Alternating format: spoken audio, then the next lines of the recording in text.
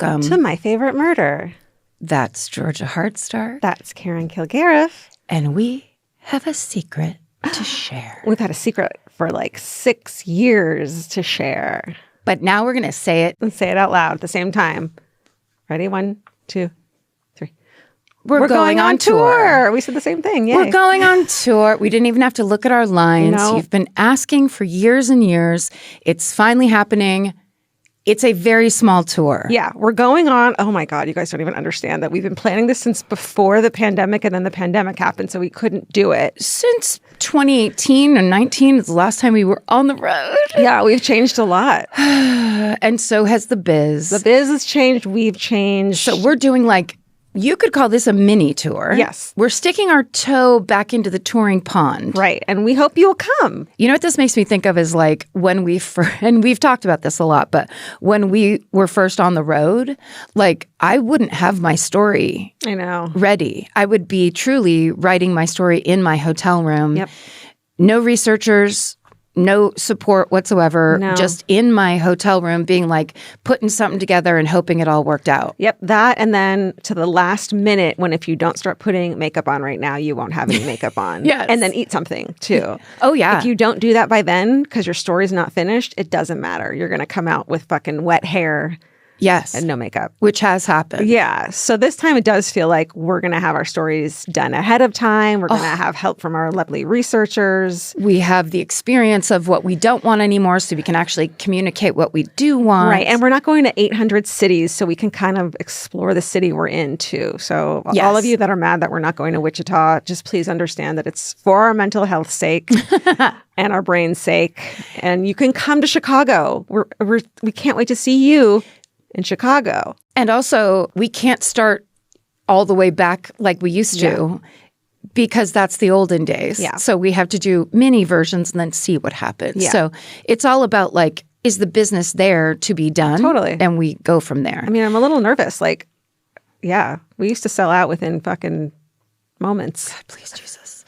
You know what I would like to say too is that if I had a dream of one audience member that we could see again that would come back, and I've talked about him a lot over the years, it's my full-length coat, St. Louis. I believe in I think he did have a fan. He had a fan in the front row. And this was like 2018, Yeah, 2017, I remember him. Early days. Yeah. Fan, full beard from what I remember. Yes. Full-length coat. Yeah. And truly was acting like he was in church, praise church. Yes. Basically. Or he went to the wrong place. He thought this was church. He had I think he had a boa constrictor. Nope. He did not have a boa constrictor on. He had a cockatiel on his shoulder.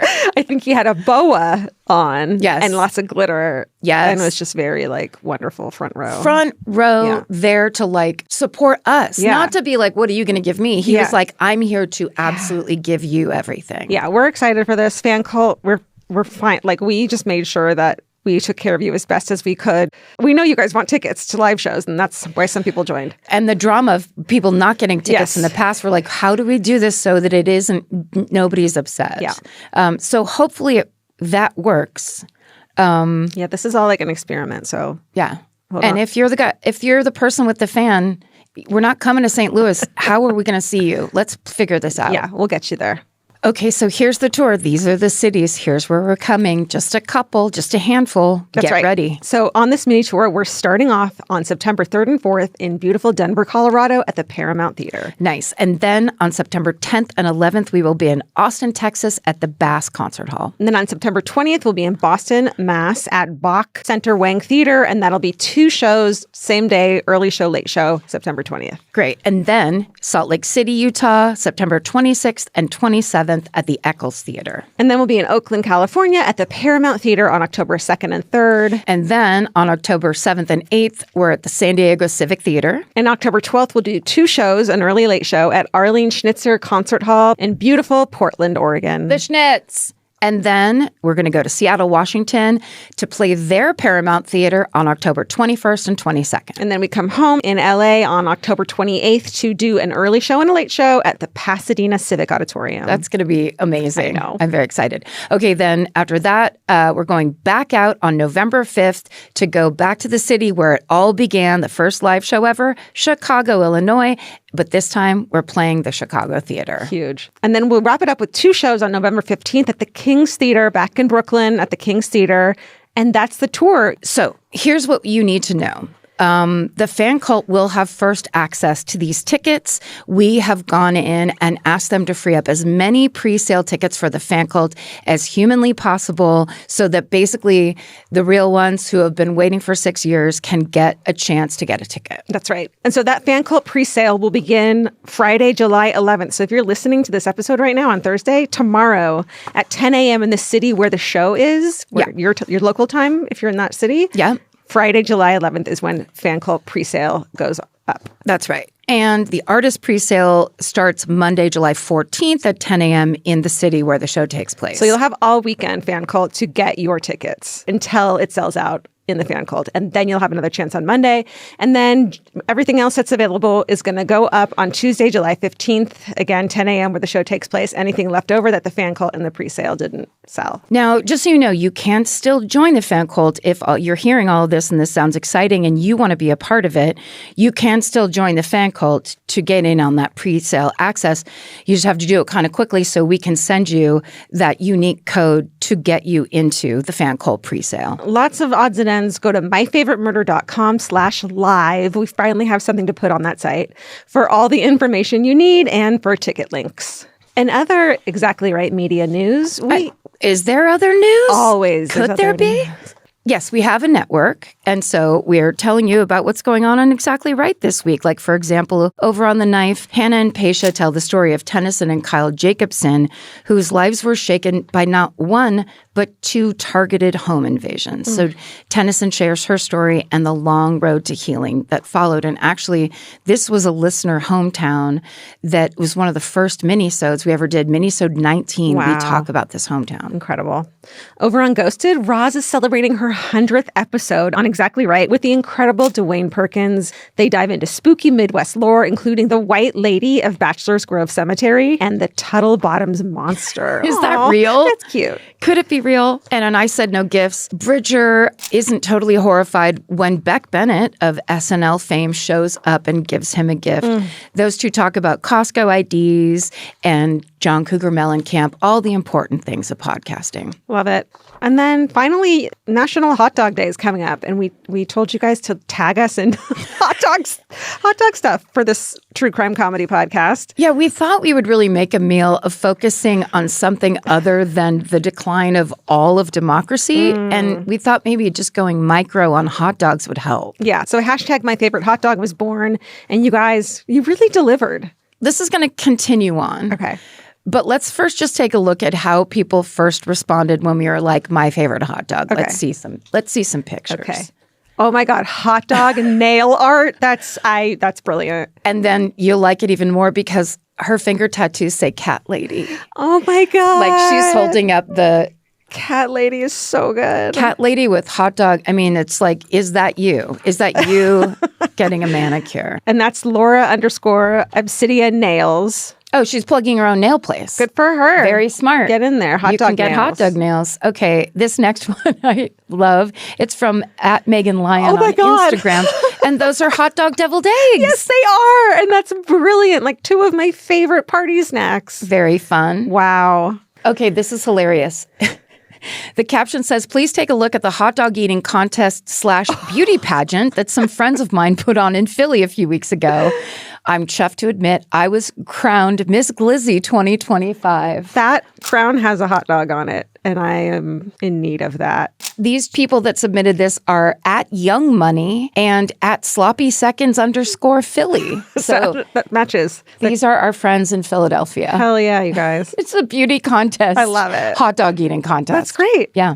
Get those nails in there. Right? Oh, this place is called Wienerlicious. I was just in Mackinac City, Michigan. No. And I didn't see this somehow. Are you being serious? I swear, Vincent and I went to Mackinac Island and hung out in Mackinac City. Oh, that's cool. And I missed the giant hot dog on top of a hot dog place. You missed a 50-foot hot dog on a roof. Michigan gets it. Yeah, way to show up and show out. I'm not surprised at all. And this photo came from Dawn Chaser _ on Instagram.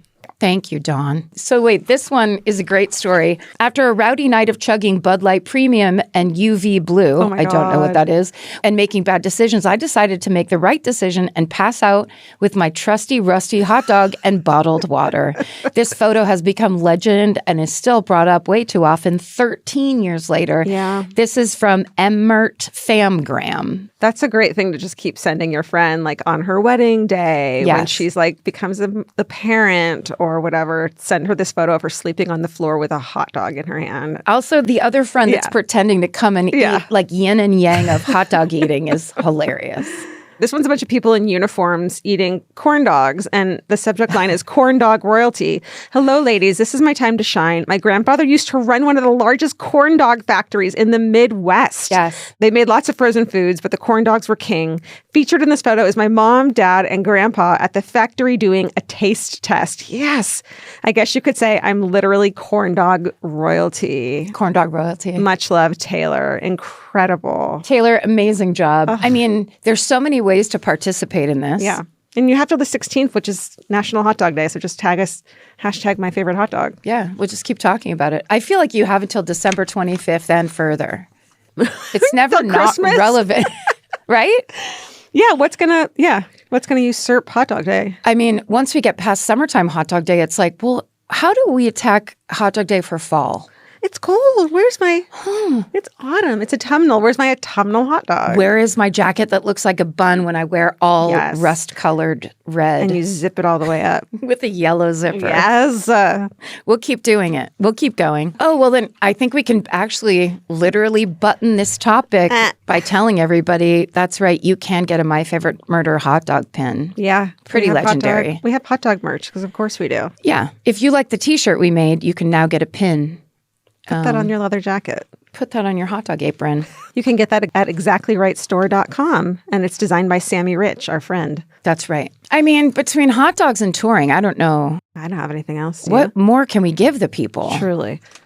True crime? Sure. In the spirit of true crime, this is one of the most, I would say, classic kind of known American true crime cases that we have that we've never covered, which is super weird. Yeah. This story takes place between January 21st and January 29th of 1958. And in those 8 days, 10 people were brutally murdered. By the time the police took these killers into custody, the rapt and terrified public had been hanging on to every word in the increasingly frenzied press coverage. This case struck such an immediate nerve, not just because of the sheer violence of these murders, but because of who the killers were. Sadly, these days, we're used to hearing about teenagers committing acts of violence, but in the 1950s, it was almost unthinkable. And since then, this case has inspired countless documentaries, movies, music, including Terrence Malick's classic movie Badlands, Quentin Tarantino's script for Natural Born Killers, which was directed by Oliver Stone, and, of course, the titular song from Bruce Springsteen's album, Nebraska. Today, I'm going to tell you about the notorious mid-century crime spree of Midwestern teens, Charles Starkweather and Caril Ann Fugate. All right.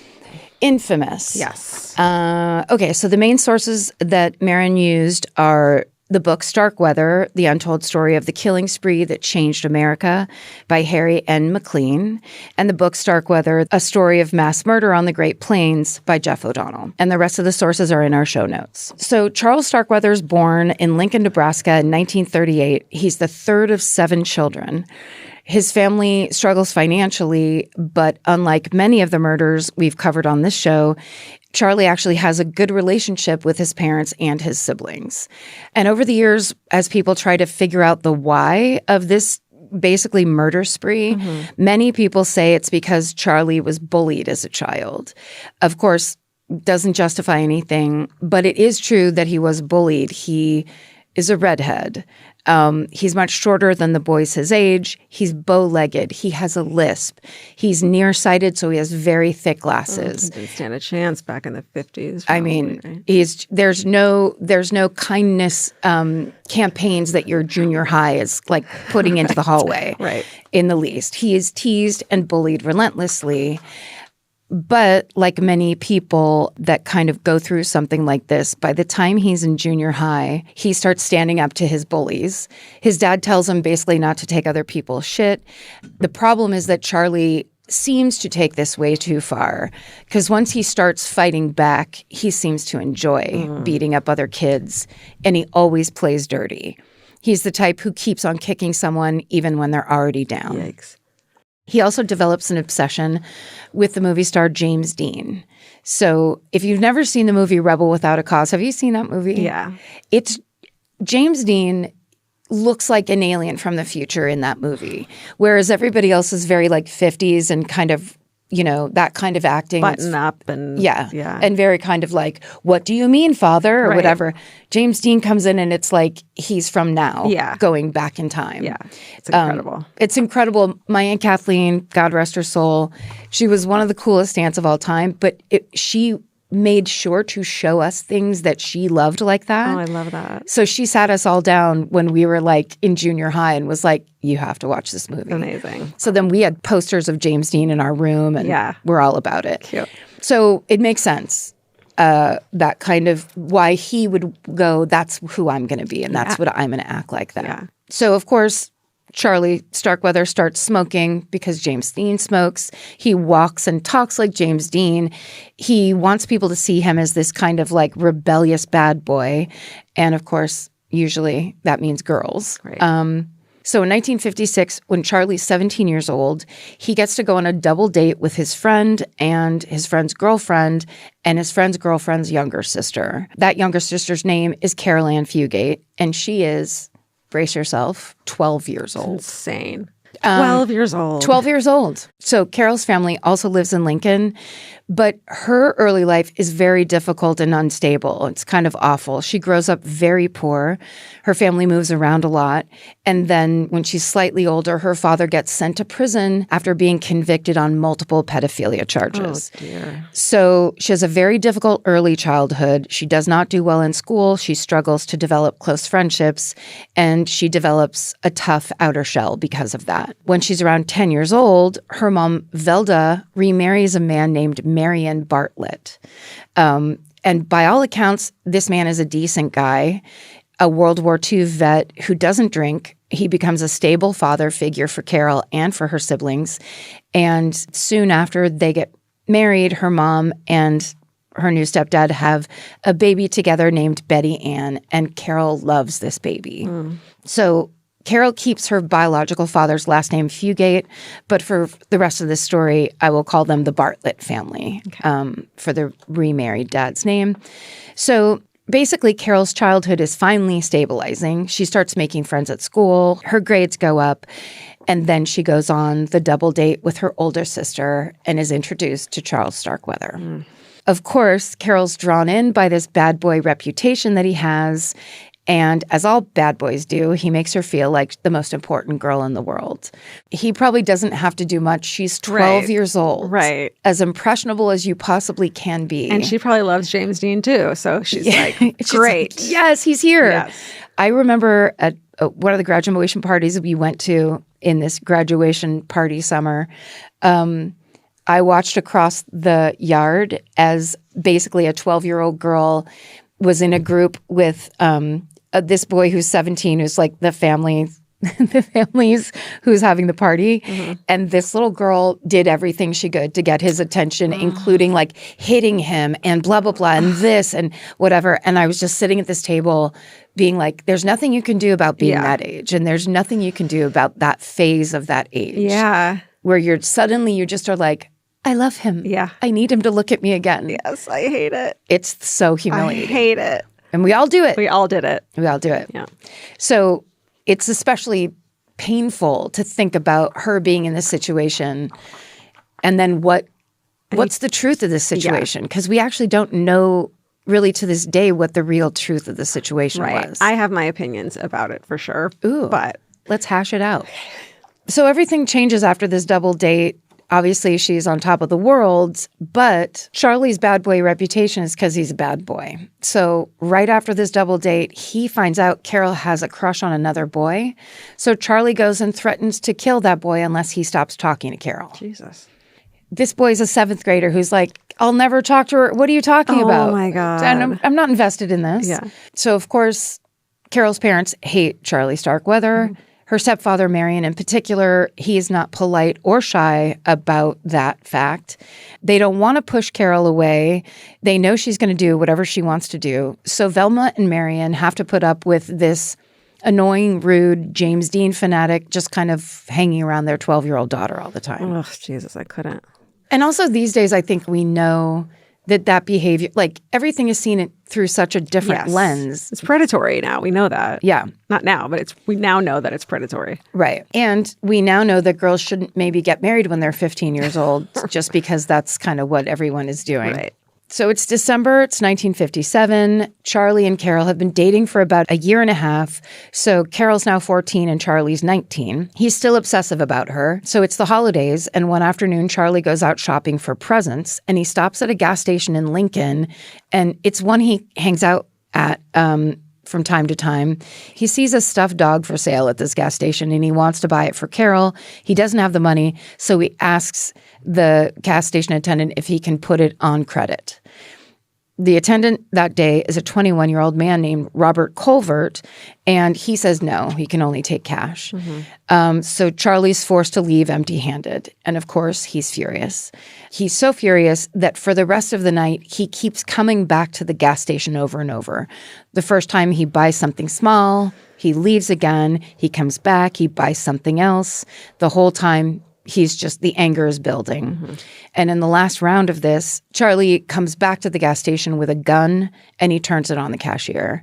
He demands money from the till, and then he kidnaps Robert, the cashier. He drives him out to the middle of nowhere, and he shoots him in the head multiple times and then dumps the body. Jesus. So the body's discovered just a few hours later, but for some reason the police immediately assume a transient is responsible for this murder. Right. So it's the kind of thing of like, it can't happen in our town. Right. So for the next several days, a normally broke Charlie suddenly is flush with cash. He's spending most of it on Caril. And at the same time, he is taking steps to cover up his crime. So he reads a lot of true crime and detective magazines. He knows that he should paint his truck a different color in case any eyewitnesses saw it at the gas station that night. He changes his tires so in case they take tire tracks from, he does everything he can to cover it up. But basically, he has now crossed a line that he can never come back from. This is robbery, kidnapping, murder, all in one move. That's big. Yeah. So by late January of 1958, which is weeks after the murder of Robert Colvert, Charlie begins to unravel. He gets fired from his job as a garbage man because of his laziness. He can't make rent, so he gets kicked out of his apartment. Now he's sleeping in his car. Meanwhile, Caril's parents, Velda and Marion Bartlett, have had enough of Charles Starkweather. There's a rumor circulating around town that Charlie got Caril pregnant. It's not true, but of course it insinuates that Caril is having sex with Charlie and she's 14 years old. What is true, though, is Charlie has begun basically stalking Caril. The Bartletts have been told Charlie waits around for Caril after school and that he's been seen forcefully pulling her off the school bus in front of other students. So basically, this freaks Caril out so much. It kind of tells us she doesn't want to go with him. Yeah. If this was like the boyfriend, like I'm jumping in the back of his car and pulling out, that's great. He doesn't have to pull you out of the bus if you go willingly. Yes. So you're probably not a willing participant in this. You're sneaking onto the bus so that your boyfriend doesn't see you or so that guy doesn't see you. Right. She's so freaked out by this that she starts hiding in the girls' bathroom after the end of day bell rings just so she doesn't have to go outside. So when her parents hear about all of that, they tell Charlie to stay away from their daughter. And then on Tuesday, January 21st, Charlie goes over to the Bartlett home to talk to them, presumably about this relationship with Caril. There's a lot of unknowns here, mostly because everything is what either Charlie said or what Caril said after the fact. Right. And it's hard to know who to trust. It's he said, she said. But essentially what we do know is that Charlie shows up at the Bartlett's home around 1 o'clock and he's got a gun. And soon after he arrives, he gets into an argument with the Bartletts who tell him he can't date Caril anymore. They kick him out of the house. He comes back at 3 p.m. and he shoots 36-year-old Velda Bartlett and her husband, 57-year-old Marion Bartlett, before committing one of the most disturbing murders in this story. He murders Caril's 2-year-old sister, Betty Ann. It's very upsetting. He then hides the 3 bodies in a chicken coop and also in an old outhouse on the property. Mm-hmm.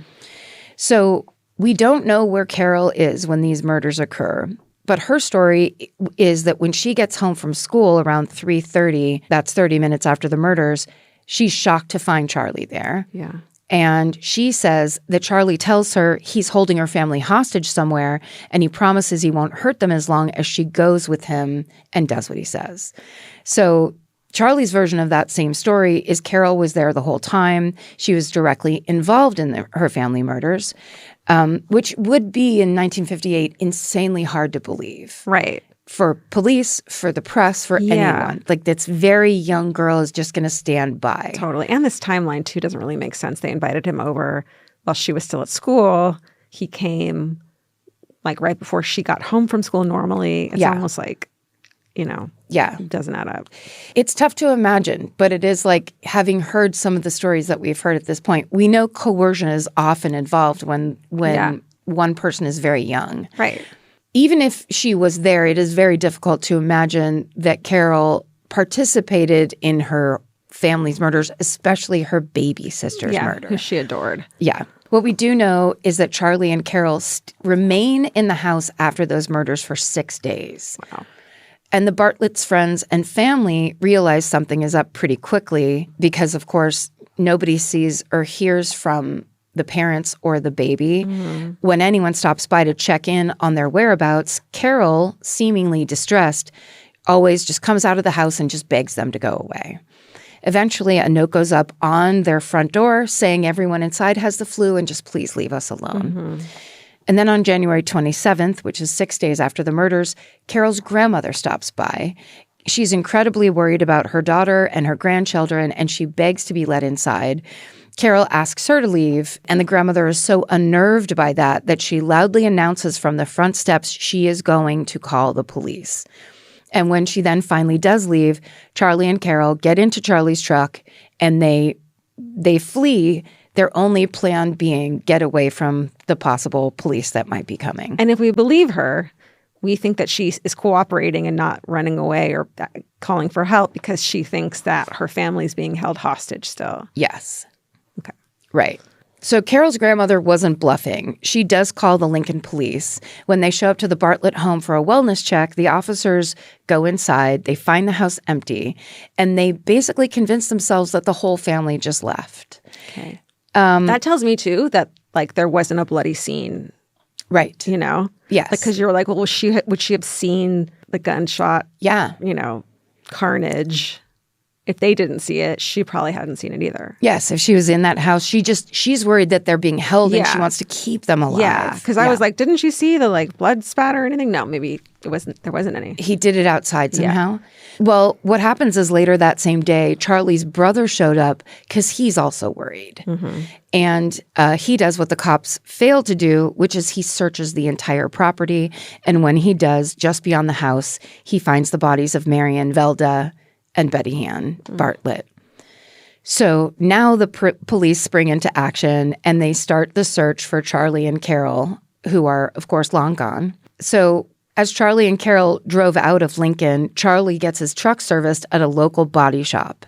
And at one point, he leaves Caril in the truck as he goes to the restroom. She writes a note that says, quote, "Help police, do not ignore." But she doesn't get the chance to give it to anybody, so she puts it back in her pocket. Mm-hmm. When Charlie gets back into the truck, he drives them about 20 miles outside of Lincoln to the small town of Bennett, where he pulls up onto a muddy drive that leads to a farmhouse. The farmer who lives there is an old family friend of the Starkweathers named August Meyer, and he's 70 years old. And on the way up this kind of muddy driveway, Charlie's truck gets stuck in the mud, and he and Caril have to get out and walk. So when they get to the farmhouse, they knock on the door. August opens the door, and he's happy to see Charlie. Mm-hmm. He has no idea what happened back in Lincoln. All he knows is that this family friend is there just asking for help to get his truck out of the mud.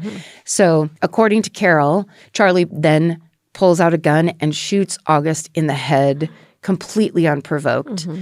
Charlie will later claim that he killed August in self-defense. Okay. Yeah. So now August is dead. The couple enters the farmhouse. Caril stays in the kitchen while Charlie ransacks every room. They then head back down the road. They get the truck out of the mud with the help of an oblivious driver who just happens to be passing by. And they let him go. Like, that's just like, help me get this out. Yeah. One of the luckiest people. Seriously. In the area. Charlie then drives back up to August's farmhouse, and he and Caril plan on staying the night, but they're both so on edge with everything that's happened that they convince themselves that somehow somebody got into the house while they were down trying to get the truck unstuck from the mud. And it's not true, but they're so paranoid that they decide to leave and just keep driving instead of staying in the house that night. Then they get the truck stuck in the mud for a second time. Dude. Now it's 6:30 at night. It's getting dark. It's freezing outside. They wind up ditching that truck out of pure desperation and just walking along the road, hoping someone will pass by. And sadly, around 7:30 p.m., 2 local teenagers drive by and offer Charlie and Caril a ride. They are 17-year-old Robert Jensen and 16-year-old Carol King, and they're on a date. I'll call her Carol K from the rest of this because we already have a Carol in the story. So right after Charlie and Caril get into the car, Charlie pulls out his gun and tells Robert to drive back toward August Meyer's farm. He then tells him to pull over, and Charlie takes Robert and Carol K, walks them toward an abandoned storm cellar that they had passed earlier that day. Caril will maintain that she stayed behind in Robert Jensen's car, unaware of where Charlie was taking this couple or what he planned to do with them. From here, it's believed Charlie shoots and kills Robert near the storm cellar before attempting to rape Carol K, but she fights him off. He murders her. Charlie will try to claim that his Caril was directly involved in these murders, and in fact, Caril is the person who murdered Carol K. The girl killed the girl.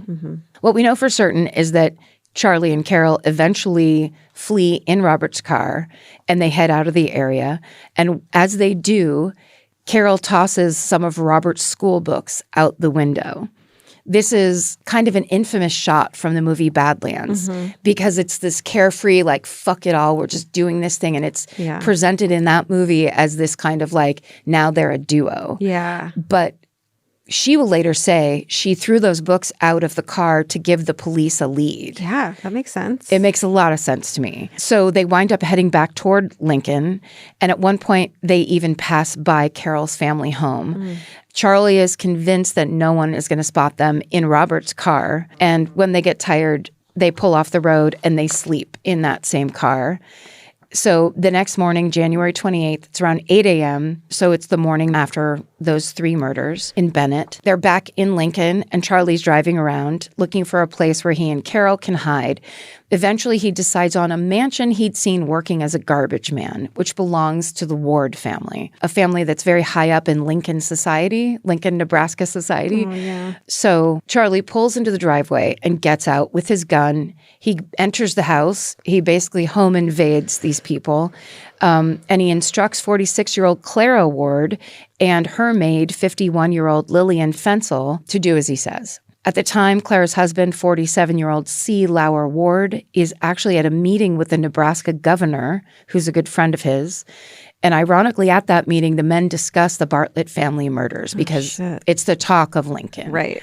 As it would be. Yeah. So around this time, over in Bennett, police find Charlie's truck stuck in the mud near the Meyer farm, and officers surround that farmhouse thinking the couple is hiding out inside. They then find August's dead body on the property, but they do not find, of course, Charlie or Caril. And basically at the same time, Robert Jensen and Carol King's bodies are found by a local farmer who had heard gunshots the night before and decided the next morning to go search and see what was going on. So police don't realize that Charlie and Caril are back in Lincoln, or, of course, that they're hiding out in the Ward's mansion. Yeah. But they are now holding Clara and Lillian hostage. The women end up passing the morning by cleaning and basically serving Charlie breakfast, which is kind of a pleasant way to spend the morning. And you would never know that afternoon, Clara and Lillian will be stabbed to death. Again, Charlie and Caril's stories differ. Caril claims Charlie killed both women on his own. Charlie says that Caril helped him kill Clara. So around 6 p.m., when C. Lauer Ward, the husband, comes home, Charlie ambushes him, pushes him down the stairs, grabs his gun, and shoots him. So then Charlie gets some black shoe polish and dyes his hair. Caril reportedly helps him do this. Around 7 o'clock, the couple hit the road again, this time in the Ward's Packard. But before they leave, Charlie and Caril read that day's newspaper, and there is an article about Caril's family being murdered. They leave this newspaper behind, but it has big holes cut out of it where photos of Charlie, Caril, and Caril's family had been printed. And these clippings will later be found on the couple. So the next day, Wednesday, January 29th, is when the Ward household are discovered dead, when a friend stops by to check in on the family. So the police quickly link all of those murders to Charlie Starkweather, and at this point, they're not sure Caril is even still alive. And when they do link all of that, reporters are right there with them. They've been diligently covering the investigation on the radio and the evening news. They are running updates every day in the papers. So the public that's been watching this coverage breathlessly now erupts into a full-blown panic. Yeah. Every hardware store in the Lincoln area sells out of guns, ammunition, and knives. Locals are forming posses, and they're sitting up on their own roofs, hoping that they see Charlie Starkweather and are able to shoot and kill him before he gets to their house. It's terrifying. It's insane. According to the Nebraska State Historical Society, quote, thousands of Lincoln residents open their garage doors and leave the keys to their cars readily accessible so that if Charlie Starkweather comes by, he can just take the car and go. Yeah. By 1 o'clock that Wednesday, Charlie and Caril make it 500 miles away to Douglas, Wyoming. So by now, the news of their crime spree has spread across the Midwest. They use the car's radio to follow along, and this is how they learn that a reporter has now identified the Ward's Packard as their getaway vehicle. So Charlie knows he has to switch cars again. He pulls onto a back road, and eventually he comes across a Buick parked on the roadside. He and Caril figure that they're going to ditch the Ward's car and drive off in the Buick, but its owner, 37-year-old traveling shoe salesman named Merle Collison, is sleeping inside that Buick. Charlie shoots him through the car window 9 times. Oy. Charlie will later claim Caril is the one who murdered Merle after Charlie's gun jammed, which Caril, of course, denies. Shortly after Merle is murdered, a driver named Joe Sprinkle passes and stops when he sees 2 cars on the roadside. He thinks maybe there's car trouble going on that he could help with, which of course is true, because it turns out that Merle's car has its parking brake activated, and Charlie's never dealt with a parking brake before, so he thinks he can't make the car go. Oh, dear. Yes. So Charlie tells Joe that he needs help turning the brake off and then brandishes his gun. Joe suddenly now has a weapon pointed at him, notices Caril is sobbing in the backseat of Merle's car. Then he sees Merle's dead body in the car's front seat, so he instinctively grabs Charlie's gun. The two fight over it for several minutes. Jesus. Right there on the highway, before a local deputy sheriff named William Romer drives basically into their brawl.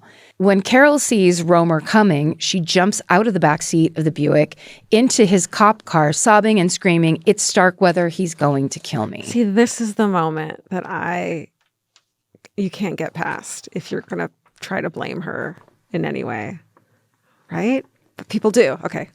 Well, completely, because this is like, if she is screaming and sobbing, then it's been against her will this entire time. Right. And that witness saying she's crying in the back seat. Right. If she didn't start crying until the cop came, yes, and that's like a show. Yes. But if she was doing it and the witness says so beforehand, it's like, yes, it says a lot. Right. She couldn't have been planning well, if this guy lives, I have to make sure, because that's not what's been happening. Right. Yeah. Also, I always think like people when they lie do a lot of matchy things where it's just kind of like the Sherry Papini thing where it's like an old lady with long hair and a young lady with short hair. Right. Like people do a thing where their imagination, if limited, really gives them away in lying. So yeah, I think you'd have to be masterful to kind of do that and be convincing. And she's a young girl from a small town. I highly doubt that she has his capabilities. So the second Charlie sees the sheriff, he throws himself into the ward's Packard, and Joe Sprinkle takes cover in a ditch thinking there's going to be a gunfight. And that's when Charlie hits the gas, and then he's chased by Deputy Sheriff Romer and 2 other patrol cars in a high-speed chase through the Badlands where they top speeds of 120 miles an hour. Oh, my God. In old cars. Yeah. This chase goes on for about 20 minutes, and then one of the officers fires a shot that shatters Charlie's windshield and sends glass shards into his face, and they cut his ear. It is not a serious wound, but the officers will later say Charlie, quote, thought he was bleeding to death and stopped the car. Mm-hmm. So when he's arrested, Charlie does not hold back. He confesses to every murder. He goes all the way back to the gas station attendant, Robert Colvert. Carol's also taken into custody, and she's interrogated for hours. She ultimately gives a statement that's 166 pages long. Oh, my God. It's filled with incriminating information about her involvement in the crimes. But she is 14 years old. Mm-hmm. She has no lawyer. She has no parents. Does she know her family's dead yet? Because they tell her when she gets to the police station, right? I believe so. I'm not sure specifically when she's told, but she does start screaming for her dead mother that night and refuses to let anyone near her and ultimately has to be sedated. Right. So she is informed, but I think it takes place at the police station. Okay. During her trial, Caril insists that Charlie was the only person who committed any of these murders, and she maintains she believed Charlie was holding her hostage under the threat of killing her family if she didn't obey him. That suggests she believed her family was alive the entire time. Yeah. The prosecution points out that the newspaper clippings she and Charlie took from the ward's house explicitly reported that her mom, dad, and sister were dead. And they did cut the pictures out. So that means that either he did it and didn't show her. Right. Which is possible because that's why you would cut those pictures out. Yeah. Right? Yeah. That one's harder. Hard to say. In May 1958, Charlie Starkweather is sentenced to death after being convicted for the murder of Robert Jensen, which is the only case he's tried for. He dies in the electric chair a year later when he's 20 years old. Jeez. He couldn't even drink. Oh, my God. He declines to give any last words. Caril Fugate, meanwhile, is handed a life sentence for her role in Robert Jensen's murder. She is the youngest person to receive a first-degree murder conviction at the time. To this day, her role in the case is seen as very complicated and thorny, with many people believing that she is as guilty as Charles Starkweather. Mm-hmm. Although over the years, other people have come to see Caril as a true victim who was forced to participate in this crime spree by a man who was her stalker, was her abuser, and basically stunned her into compliance after murdering her whole family. That just seems more reasonable. Like the idea that these two people found each other and were both just on a killing spree together, and she's 14, and it's just... What makes more sense? Right. You know what I mean? I know that exists. That's happened before in life, but I just can't see that happening in this story. I don't see it here. Yeah, I agree completely. It's not like they fell in love and dated and then 3 years later he snapped something. And the parents were going to keep them apart. Like she didn't want to be with him to begin with. No, she was hiding from him in the bathroom. Yeah. I mean, there were just only her agency and autonomy is completely gone from the beginning of this relationship. Right. So as author Harry McLean has said, quote, the idea that someone could be so traumatized that they would be incapable of exercising free will in subsequent traumatic situations, that didn't exist back then. Mm-hmm. Yeah. Whereas now we've seen it, we've been able to talk about it. There's plenty of examples. Yeah. So Caril begins her sentence at 15 years old, and she spends the next 17 years behind bars serving as a model prisoner. Right. Because of her sterling prison record, she's paroled in 1976 at the age of 32. Wow. I mean, I also think there would have been, if she was a part of that, there would have been problems. Yeah. Yeah. And nowadays, when you're convicted as a minor, you don't spend the rest of your life. Yeah. Yeah. I hear you.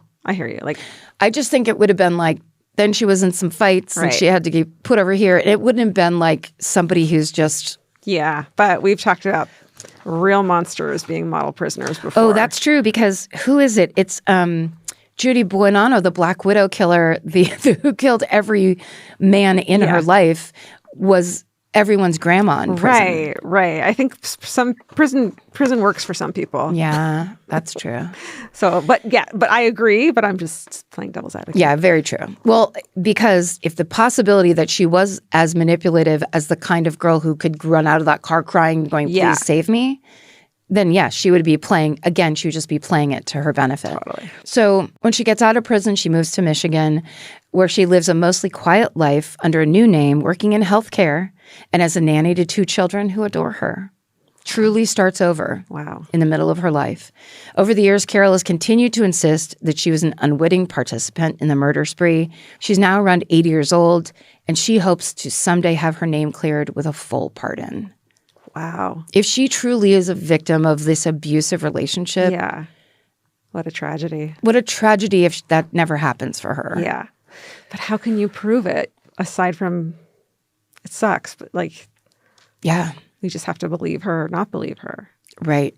I think that the evidence overwhelmingly points to her not being a willing participant. No. But that's just our big fat opinion. That's just what we believe. Right. We believe her. Right. Yeah. Yeah. That's the story of the 1958 crime spree of Charlie Starkweather and Caril Fugate that terrorized the Midwest. Wow. Great job. I can't believe we haven't covered that. I know. And there's so many of these stories that, like, especially in the early days, we used to talk at the beginning about other true crime things and then get into it. Yeah. So we've definitely talked about it. That's crazy. And the movie Badlands is so gorgeous. Just to watch a movie. I can't believe when I was like 13, the movie Natural Born Killers was just an okay movie for us to watch. Yeah. It's so disturbing. It's so disturbing. Like, you would never show a teenager that now. No. It's so fucked up. It was a very toxic time back then. Yeah. And it was our favorite movie. It wasn't just like, oh, that's disturbing. We loved it. We thought it was so romantic and beautiful and poetic and real. And it's like, this is fucking garbage. I wonder if Tarantino pitched Natural Born Killers as like, let's do the, whenever it was, 90s or early 2000s, let's revamp Badlands and make it now and modern and sexy and neon or whatever. Yeah, I think it was early 90s. Yeah. It's so disturbing. Yeah. Well, there you have it. Well, there it is. Good job. Thank you. My turn. This is another story that's like a little frustrating. So perfect. Sorry about that. The perfect pair. Right. We're going to Japan today. Beautiful Japan. And in Japan, although they've become much more rare, it is one of only 2 G7 countries that has the death penalty. Guess what the other one is? America. That's right. And so this is a story. It's one of Japan's longest, and it's very famous. And where there are people sentenced to death, there are usually also people who have been wrongfully convicted, as we know. This is the story of Japan's longest-serving death row inmate and the decades-long fight for his freedom. This is the story of Iwao Hakamada. The main sources for the story are reporting by the Japanese newspaper, the Asahi Shimbun, which translates to the Daily Sun, and the rest can be found in our show notes. So I'm going to do my best with these pronunciations. Apologies in advance. Okay, so it's 1966, and we're in Shizuoka, Japan. That sounded good. Shizuoka, Japan. Yeah, that was amazing. Thank you. Mm-hmm. A coastal city about 2 hours southeast of Tokyo. You've never been to Japan, right? No, never been. God, someday. So this person, Iwao Hakamada, is a 30-year-old retired boxer, and he works in a miso factory. The factory is owned by a man named Fujiya Hashimoto, who is 41, and Iwao also does work in the Hashimoto family home, and he lives in the home with them. Fujiya's wife is named Chieko, and the couple have 2 teenage children, a daughter named Fujiko and a son named Masaishiru. Okay. At about 2 a.m. in the morning, on June 30th, 1966, neighbors notice a fire in one of the upstairs rooms in the Hashimoto house. When firefighters report to the scene, they find Iwao working to put out the fire. As they're doing this, Iwao and the firefighters discover the bodies of the entire Hashimoto family, the husband, wife, and 2 teenagers, and discover that they had each been killed before the fire was started. Each member of the family had been stabbed multiple times. Oh, God. It's awful. The house is badly burned. It smells heavily of gasoline, and investigators recover a pair of pajamas from Iwao's room. It sounds like he was not wearing them when the firefighters found him, though this detail later becomes a little muddy. Investigators say the pajamas have a very small blood stain on them, and it's later discovered that about 80,000 yen has been taken from the house, which in today's money, I'm not going to make you guess, would be about $200. Some say 550, but just not a lot of money to just brutally murder an entire family over. Yeah. Initially, investigators say they don't know if this crime was committed by one person or more than one person, but because 4 different people were each stabbed multiple times and neighbors didn't hear anything, even though they were pretty close, some people think it had to be done by multiple attackers, which, I mean, that's not totally true. Look at the BTK killer. It's just a matter of power, overpowering. Yeah, planning and power and fear, overpowering. Yeah, and also if it was everybody stabbed multiple times, that feels to me like an emotional attack, right? Yeah, it's not like a hit where it would be clean and the children probably wouldn't be involved, right? Yeah. Yeah, so none of the neighbors report hearing the attack, although one neighbor does report hearing a scream. It's unclear exactly how, but suspicion winds up falling on Iwao. It's possible that this is because there's already some prejudice against him because of his history as a boxer, which is frowned upon in Japan by some people, which is interesting. Yeah. Additionally, Iwao is one of the few employees of the factory that's not originally from that small area. So he's from a different city called Hamamatsu, and so maybe because of that, he's not trusted. Yeah. Either way, Iwao is arrested and is then subject to 20 days of interrogation without a lawyer present. The interrogations are about 12 hours each day. He's not given access to a bathroom. He's beaten on multiple occasions. And it's only at the end of these 20 days of the interrogation that Iwao finally confesses to the murder, which we all know, a 20-day, 12-hour-a-day beating.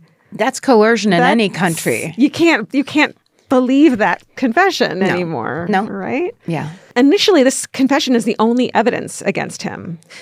But a year and a half after Iwao's arrest, shortly before his trial is scheduled to begin, investigators change their story about these pajamas and say they have recovered a set of clothing, which they claim to be Iwao's, that he had worn during the murders. They find it at the miso factory in a miso tank. So the clothes have red blood stains on them, despite supposedly having sat in a tank of fermenting miso for over a year. That's kind of hard to believe that they would have these red stains on them to begin with, right? Yeah. Especially when you're like, he was wearing these pajamas. We found blood on the pajamas. Never mind. It's just absurd. Yeah.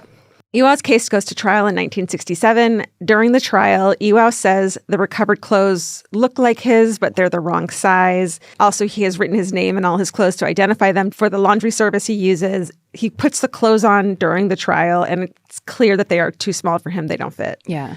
Throughout the process, Iwao, though, shows unshakable faith in the judicial system. He's like, there's no way they can convict me. This is clearly bad evidence. This is, there's no evidence that I did this. He just believes in this legal system. And in that Japanese legal system at the time, there's no jury. That's since changed. But then 3 judges would vote to decide on a verdict. The proceedings are secret at the time, but we now know that 2 of the judges voted to convict and 1 voted to acquit. And so in 1968, at the age of 32, with just that flimsy evidence, Iwao is pronounced guilty and he's sentenced to death. And 6 months after the conviction, one of the judges, and we now know that it's the one who wanted to acquit, he retires from the bar. I think he's a little bit like this. That's the last I want my hands in something like this. Right. So both of Iwao's parents pass away in the immediate months following his conviction. So this is rough. death row inmates in Japan at the time are always kept in solitary confinement. My God.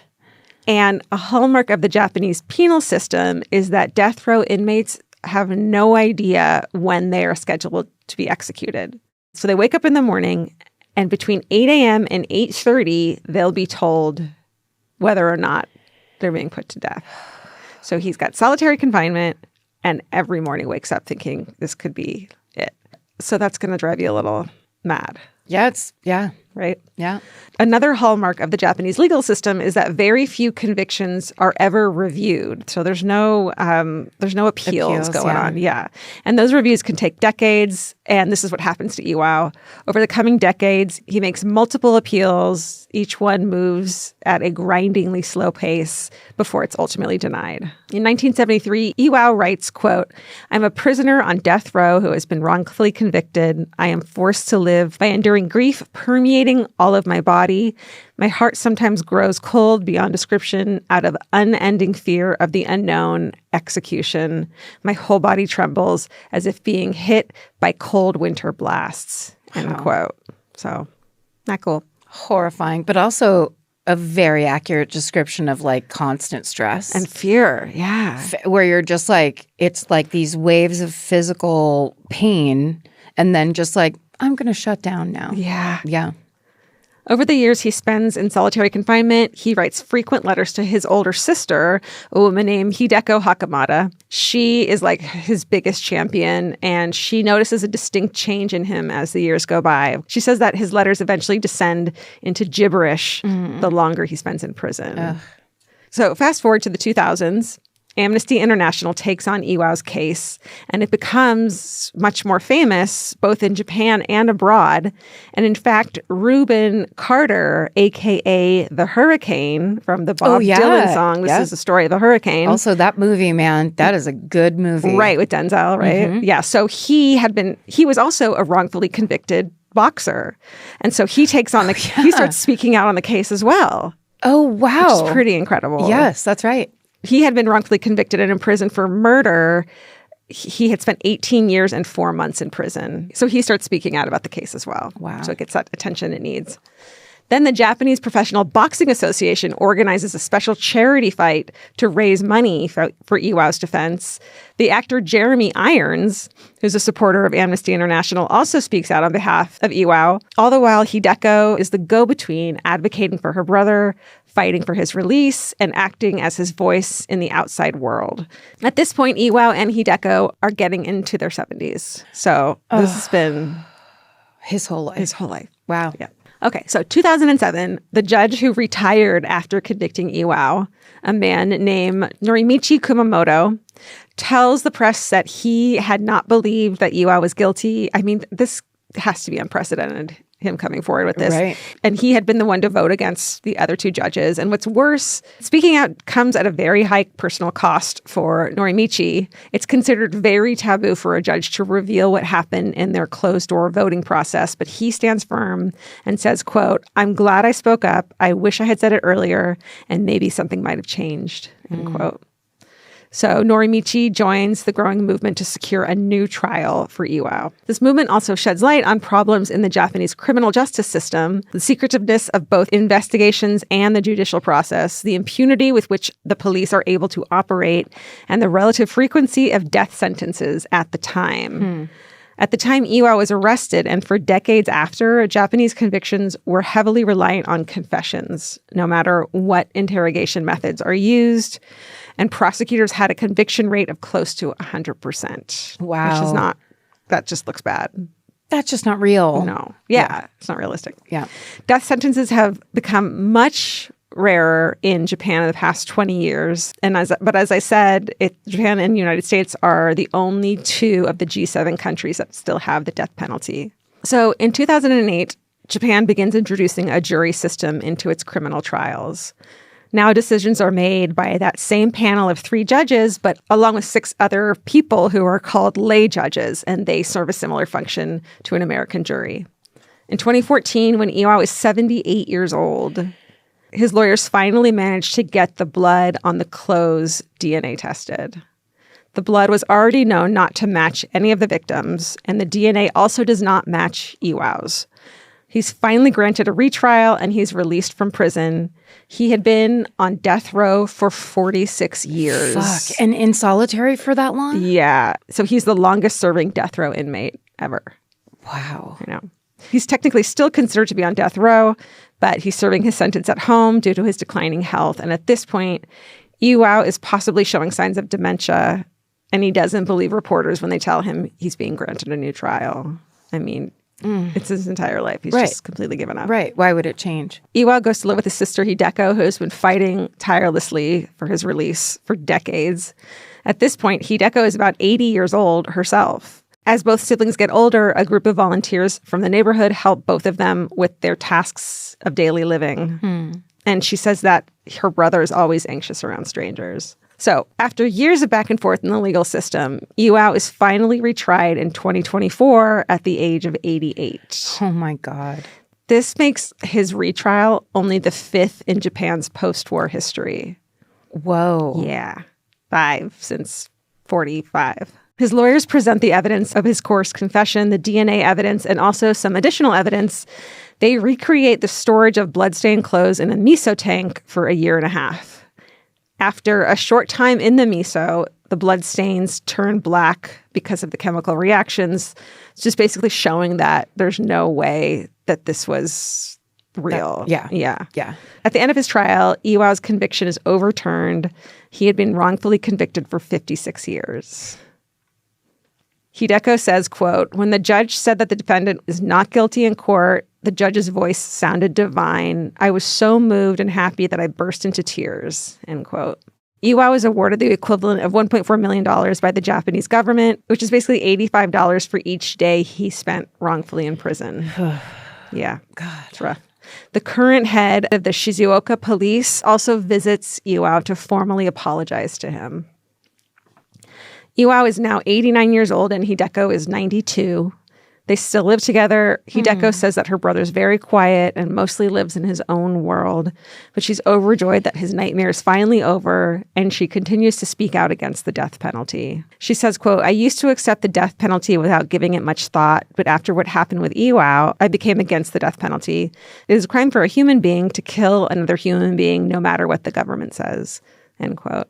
The murder of the Hashimoto family, meanwhile, has sadly never been solved, and there's really no work, any meaningful work that's been done on it. So it's just seems like a cold case at this point. I couldn't find anything. So like basically all the work went into trying to get this person convicted and just like making it all go away. Right, and that's the news. And if you look up this case of this family being murdered, you find this story. God. I know. And there's someone out there that did it. Yeah. And like for a reason that they just didn't find. Yeah. So frustrating about these goddamn cases. I know. And that is the story of the exoneration of Iwao Hakamada, Japan's longest serving death row prisoner. Wow, that's unbelievable. Yeah. And so moving I that know. the hurricane got in there to fight. I know. God. Yeah. And he's just an old man now. Yeah. I wonder who did it. Like, that's the thing I want to know so bad, you know? Yeah. How do we fix that? How do we on this podcast, we who know nothing of the justice system, but like, how does that get fixed in the future?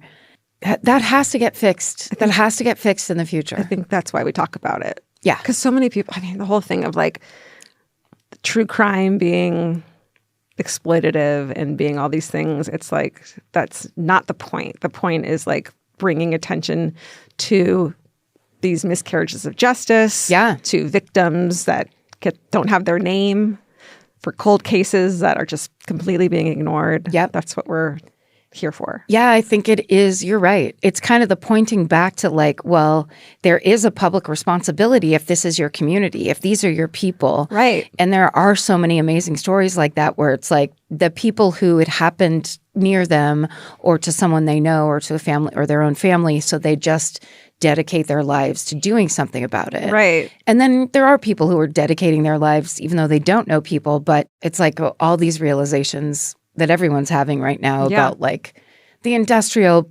prison complex on this planet. Yeah. The nightmare. You have to point at it if you want it to be seen. You can't look away. Right. Unfortunately. And you can't look just where the man wants you to look. Right. Other people have to point.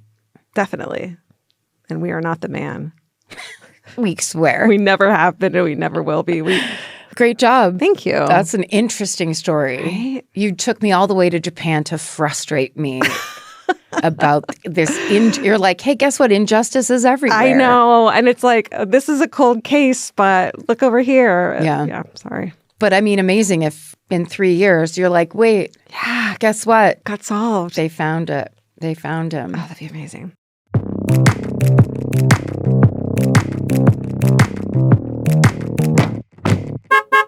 It's yet another installment of Honking Hurrays presented by Hyundai. Get it? We're in a car, honking. Okay, you want to go first? Sure. Okay, this is from our email. It says, hey ladies, my hooray is after finalizing my divorce yesterday. I found my first ever therapist today. Hey. That's all. That's the whole email. Love you, Haley. Haley, you within 24 hours, you nailed it. Epic. Big steps. Incredible job.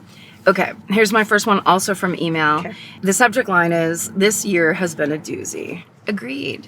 I left an 8+ year relationship at the start of the year, became a first-time homeowner, and am preparing to live alone for the first time ever at the age of 36. All of this while working a full-time job, part-time job, and working toward my first degree. Wow. I feel lazy. This semester has been a real challenge, but I just submitted my final exam and managed to maintain a 4.0 and keep my status on the dean's list. What? And then in all caps it says hooray, and then it just says CJ. CJ, What? how are you that smart and together? Yeah. And in a doozy year, All of that's it. what you can achieve. Good job. Incredible. Everybody aim for CJ level. Okay, this one is from our email. It says, hey, and hooray. My sweet baby Owen was born with multiple severe and life-threatening congenital heart defects. While this warrior just turned 6 months old, he's battled more in his short life than most of us will ever face, and he smiles through it all while sucking his toes. Docs didn't think there was much they could do, but he has fought since the moment he was born. He'll undergo his second open heart surgery this summer. You ladies have been with me since junior year of college in 2016. You've helped me through finals, big moves, pandemic Zoom meetings, wedding planning, pregnancy, and now learning to be a heart mom. I love you both and the whole Exactly Right team. Cassandra B. Wow. I know. Owen's a fighter. Yeah. That's incredible. Thank you, Cassandra. Yes. Stay strong. Okay, this email says, hello, my hooray is, at the ripe old age of 54.8 years old, I will graduate with my Doctor of Nursing practice degree from Vanderbilt University. Holy. So many people are so, smart and collegey that listen to this podcast. Yeah. Guys, To, what are you doing? Two kind of lazy people. I mean, they're like, I'm going to do better than that. Okay, as a DNP, we are considered the top 1% of nursing in the U.S. Wow. That's good to know. Yeah. However, I must toot my own horn and take this one step further. Usually nurse practitioners have 1, maybe 2 specialties. I have 4 specialty certifications: acute care, emergency, family, and women's health. And just 10 days after graduation, I will start my journey towards my midwifery certification. With our country not recognizing women for our worth, we need all the strong women providers we can get. That's very true. God. Thank you for all of your support and helping us smile through these crazy times. Much love to y'all, and remember, no one got here without the help of a woman. Tammy. These are amazing. Incredible, Tammy. Wow. So many certifications. I know. So many degrees. It's wild. Yeah. We're very proud of you. Yeah, thank you. Okay, this is from YouTube, my last one. Hi, ladies. My hooray is that I moved out of my parents' house again at 37, and I'm learning not to sweat all the small things. Your show continues to fill my earballs as I put my new place together between packing and unpacking, building new furniture and decor, and cleaning up after myself. Thank you, ladies, and my favorite human, Chelsea, who not only got me hooked on you lovely gals, but who is also on an amazing glow-up journey of her own to be a badass, independent woman. Hoorays to all of us for staying steady or stubbornly and doggedly determined to keep on keeping on. Stay sexy, and salute to fellow male feminists. Alex, he, him, his. Wow, Alex. Thanks, Alex. A boy showing up in the chat. I love it. I love you using your hooray to shout out someone else. I know. That's pretty cool. Wow, Alex really has it all. Ready? Okay, this next one. Like this Hyundai. Like the Ioniq 5. This is from our email. It says, my hooray is that today for the first time, I met fellow murderinos, quote unquote, in the wild. I started a new job as a heart transplant coordinator nurse 3 weeks ago. How is everyone so good and smart? So while taking a short break today, I made a comment about an old crumple-ass Post-it note that was taped onto a rolling cart full of file folders. I said, cue Karen's old-timey voice, that Post-it note has been there for 25 years. Seconds later, I received a message from a coworker a couple of cubicles down. The message read, can I ask you something weird? The best question ever. Long ellipsis, and then it says, do you listen to my favorite murder? God. Before she could finish her sentence, I excitedly wrote back, OMG, yes, are you a murderino too? We simultaneously rolled our chairs backwards out of our cubicles, turning toward each other while squealing. Aww. I shouted, I'm a Karen, while she proceeded to tell me that she had listened to the entire podcast from start to finish 3 times. Oh my God. Good God. Oh my God. See someone. Please. Get help.